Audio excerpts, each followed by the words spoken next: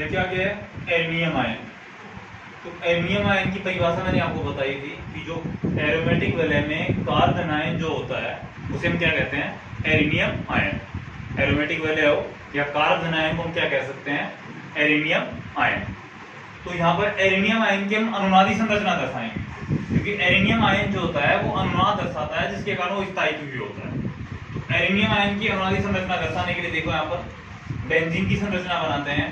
यहाँ पर CH3 का होल थ्राइड कार्बन और हाइड्रोजन। यहाँ पर धनायन है क्योंकि यहाँ पर बंध नहीं है, बंध यहाँ से बाहर निकला हुआ है, तो यहाँ पर क्या जाएगा, पॉजिटिव, यानी धनावेश। इस धनावेश को संतुलित करने के लिए ये जो धनावेश है ये अपनी जगह छोड़कर यहाँ पर जाएगा। अगर ये यहाँ से निकलकर यहाँ पर जाता है तो यहाँ पर क्या जाएगा, नीचे यहाँ पर धनावेश और यहाँ पर क्या हो जाएगा, बॉन्ड। बाकी ऊपर सेम स्थिति रहेगी ऐसे कैसे। इस धनावेश को संतुलित करने के लिए ये यहाँ से अपनी जगह छोड़कर यहाँ पर आएगा, तो यहाँ पर तो क्या हो जाएगा, बॉन्ड, और यहाँ पर क्या जाएगा, धनावेश। तो ये तो एल्युमिनियम की क्या हो गई, अनुनादी संरचना। एल्युमिनियम की क्या हो गई, अनुनादी संरचना। इसके अलावा इसका अनुनादी संकर अगर हम बनाते हैं तो अनुनादी संकर में हमें क्या दिख रहा है कि इसका जो धनावेश है वो धनावेश है जो घूम रहा है। पहले यहाँ पर था, उसके बाद यहाँ पर आया, उसके बाद यहाँ पर आया, तो हम इसे डैश डैश से धनावेश को डिनोट कर देंगे और ये संरचना बन जाएगी इसकी अनुनादी संकर। तो एल्युमिनियम आयन की आपकी अनुनादी संरचना आपसे बनवा सकता है वो, एल्युमिनियम आयन की परिभाषा आपसे पूछ सकता है और इसका अनुनादी संकर आपको बनवा सकता है।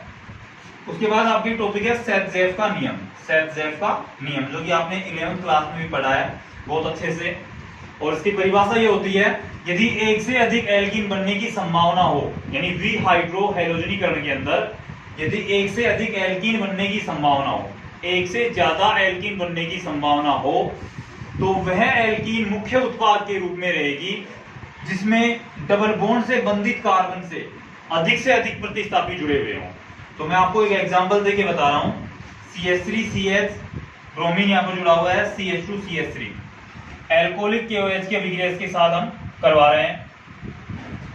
तो यहां पर हम देखते हैं CH3CH double bond CH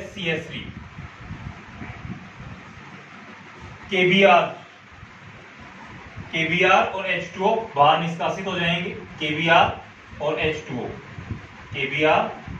H2O बाहर निष्कासित हो जाएंगे दोनों अभिक्रियाओं के अंदर। तो यहाँ पर देखो बीच में डबल बॉन्ड आ रहा है, तो यहाँ पर इस साइड में भी ज्यादा प्रतिस्थापी है और इस साइड में भी ज्यादा प्रतिस्थापी है। तो ये मुख्य उत्पाद होगा जो कि 81% होता है, 81%। और यहाँ पर शुरुआत में डबल बॉन्ड आ रहा है, तो इस तरफ यहाँ पर डबल बॉन्ड के इस तरफ कम से कम प्रतिस्थापी आ रहे हैं, तो ये 19% मात्रा में रहेगा, यानी अल्प उत्पाद रहेगा। तो ब्यूट 2इन मुख्य उत्पाद है, ब्यूट 1इन अल्प उत्पाद है जो कि 19% मात्रा में है, और ये 81% मात्रा में है, तो ये मुख्य उत्पाद रहेगा। सेट-ज़ेफ का नियम यही है कि यदि द्विहाइड्रोहैलोजनीकरण अभिक्रिया के अंतर्गत एक से अधिक एल्कीन बनने की संभावना हो, तो वह एल्कीन मुख्य उत्पाद के रूप में बनेगी जिसमें द्विबंध से जुड़ा हुआ कार्बन और उससे जुड़ने वाले प्रतिस्थापी ज्यादा से ज्यादा हो। यही सेट-ज़ेफ का नियम है। उसके बाद देखो आप गिरनियार अभिकर्मा का निर्माण, जिसे हम GR से डिनोट कर सकते हैं। GR का निर्माण कैसे होता है, एल्किल हैलाइड की अभिक्रिया मैग्नीशियम से करवाते हैं ड्राई ईथर की उपस्थिति में, शुष्क ईथर की उपस्थिति में, तो किसका निर्माण होता है, RMgX का, जिसे हम क्या कहते हैं, गिरनियार अभिकर्मा। गिरनियार अभिकर्मा। इससे नेक्स्ट जो टॉपिक है आपके वो आता है डाई हैलोजन व्युत्पन्न। डाई हैलोजन व्युत्पन्न, तो जो डाई हैलोजन व्युत्पन्न है हमने उसमें पढ़ा था gem di halide, alpha omega di halide, vicinal di halide, ये सारे टॉपिक्स पढ़े थे। उनके अभिक्रिया कार्बोनिल यौगिकों के साथ करवाते हैं। कार्बोनिल यौगिक जैसे फॉर्मल्डिहाइड हो गया, एल्डिहाइड हो गया, कीटोन हो गया, उनके साथ इनकी अभिक्रिया करवाएंगे और उत्पाद के रूप में हमें क्या प्राप्त होता है वो हम सब इसमें देखेंगे। जैसे मैं एक अभिक्रिया ले लेता हूं, इससे पहले धातु के साथ अभिक्रिया करवाई गई इस लेसन के अंदर कि धातु के साथ इनकी अभिक्रिया करवाते हैं। तो जब धातु के साथ इनकी अभिक्रिया करवाते हैं तो एल्केन प्राप्त हो जाती है, बाकी सबका निष्कर्षण हो जाता है। चाहे अभिक्रिया जिंक के साथ आप करवा रहे हो, चाहे लिथियम के साथ करवा रहे हो, चाहे मैग्नीशियम के साथ करवा रहे हो, तो एल्केन प्राप्त हो जाएगा और बाकी का निष्कासन हो जाएगा सबके अंदर। धातु के साथ अभिक्रिया के अंदर सिर्फ यही होगा। हमें अभिक्रिया पढ़नी है डाई हैलोजन व्युत्पन्न के रूप में, तो डाई हैलोजन व्युत्पन्न के रूप में जब अभिक्रिया पढ़ेंगे तो पहली अभिक्रिया कार्बोनिल यौगिकों के साथ करवाते हैं। जैसे मैं एग्जांपल ले लेता हूं, ये कार्बोनिल यौगिक है, यहाँ पर डबल बॉन्ड के रूप में कार्बोनिल यौगिक जुड़ा हुआ है, और इसके अभिक्रिया किसके साथ करवा देते हैं, इसके अभिक्रिया करवा देते हैं PCl5 के साथ। इसके साथ करवा देते हैं PCl5 के साथ। जब इसके अभिक्रिया PCl5 के साथ करवाते हैं तो हमें क्या प्राप्त होता है, ध्यान से देखो इसके अंदर क्या उत्पाद प्राप्त हो सकता है हमें। कार्बन है, कार्बन से 2 Cl जुड़ जाएंगे, एक ही कार्बन से 2 हैलोजन जुड़े हुए हैं और यहां से डबल बॉन्ड के रूप में इस प्रकार से जुड़े हुए हैं।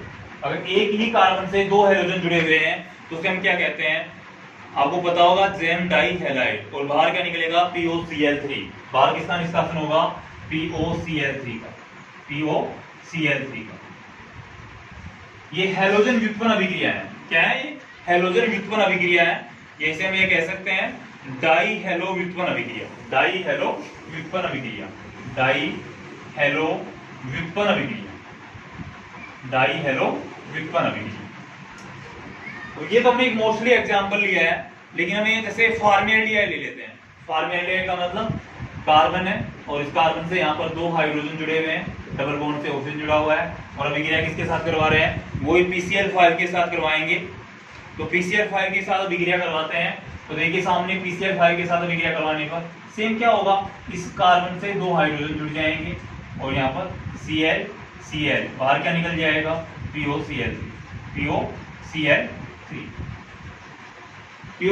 का निष्कासन हो जाएगा। ये तो हमने किसके साथ अभिक्रिया करवाई है, HCHO। कौन है ये, फॉर्मेल्डिहाइड। किसका सूत्र है, फॉर्मेल्डिहाइड का, फॉर्मेल्डिहाइड का। फॉर्मेल्डिहाइड की अभिक्रिया किसके साथ करवाई है, PCl5 के साथ करवाई है, जिसमें 2 Cl तो इसके साथ जुड़ जाते हैं और POCl3 बाहर निष्कासित हो जाता है।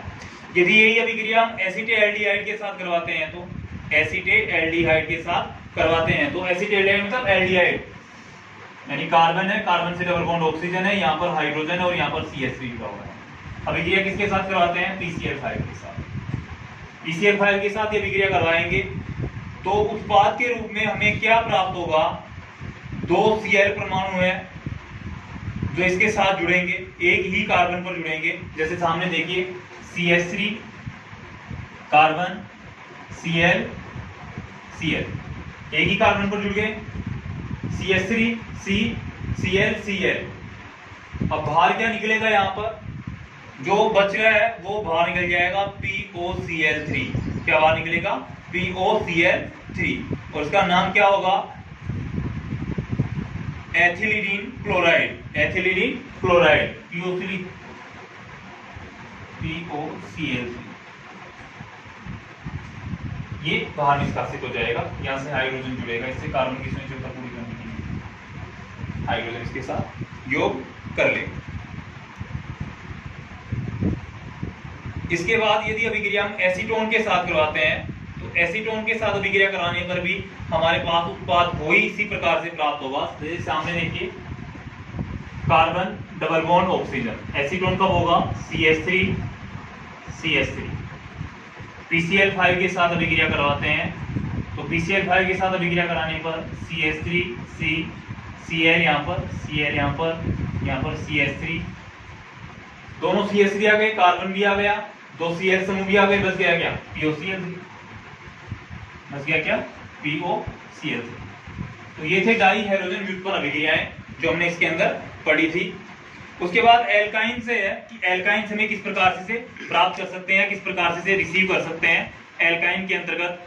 तो एल्काइन की बात करें तो एल्काइन के अंदर ट्रिपल बॉन्ड शामिल होता है, यानी CH ट्रिपल बॉन्ड CH, और इसके अभिक्रिया किसके साथ करवाते हैं हम, HCl के साथ। इसके अभिक्रिया किसके साथ करवाते हैं, HCl के साथ।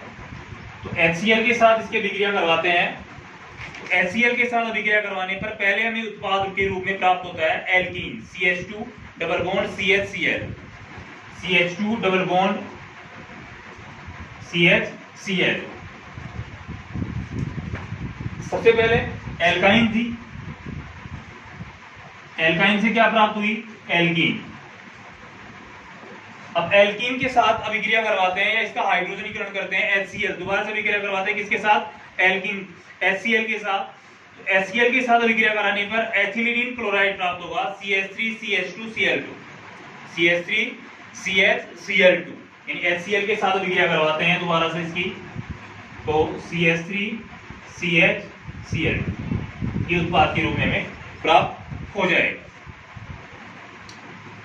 उसके बाद आते हैं इसमें विस डाइहैलाइड, यानी विस डाइहैलाइड के साथ इसकी अभिक्रिया करवाते हैं, तो विस डाइहैलाइड के साथ अभिक्रिया करवाएंगे